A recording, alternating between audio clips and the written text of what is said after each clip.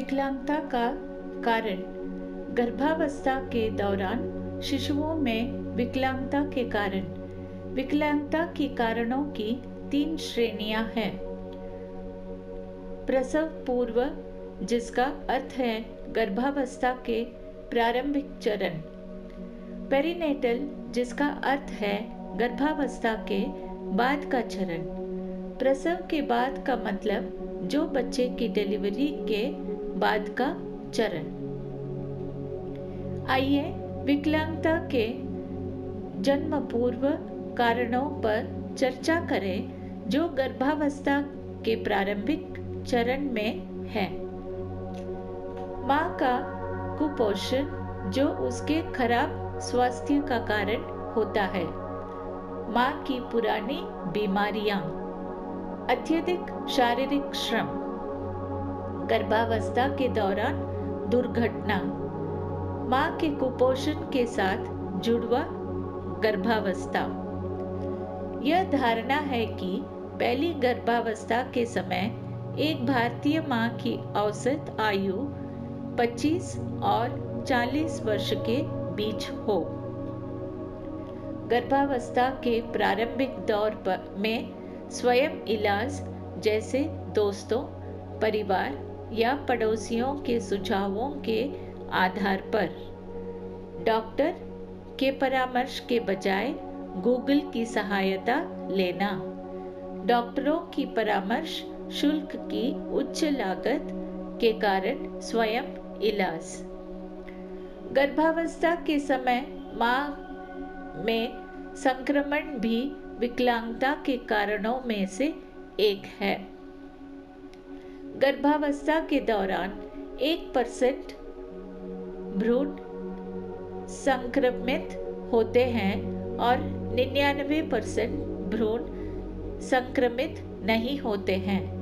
1% भ्रूणों में से 90% जन्म के समय स्पर्शोन्मुख होते हैं, जबकि 10% रोग सूचक होते हैं, जिसके परिणाम स्वरूप गंभीर तंत्रिका संबंधी समस्या उत्पन्न होती है। 90% स्पर्शोन्मुख में से 85% नवजात जन्म सामान्य रहते हैं, लेकिन 15% विकलांगता ग्रसित होते हैं। एक्सरे, रासायनिक जहर, धूम्रपान और शराब के एक्सपोजर के बीच भी विकलांगता का कारण बन सकती है। पेरीनेटल, जिसका अर्थ है गर्भावस्था के पश्चात का चरण। बच्चों के बीच कम अंतराल के साथ बार बार गर्भावस्था। ब्रीच प्रस्तुति जो विकलांगता की ओर ले जाती है। गर्भनाल का गर्दन के चारों ओर लिपटना। जन्म पर विलंबित रुदन। जन्म पर विलंबित वजन होना। एक नवजात शिशु का वजन कैसे वर्गीकृत होता है? उच्च जन्म वजन। नवजात शिशु का वजन जो 4 किलो से अधिक है।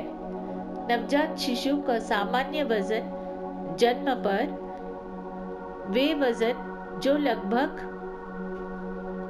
2.5 से 3.2 किलोग्राम के बीच है। नवजात शिशु का जन्म पर वजन वे शिशु जिनका 2.5 किलोग्राम से बहुत कम है। अधिक कम वजन।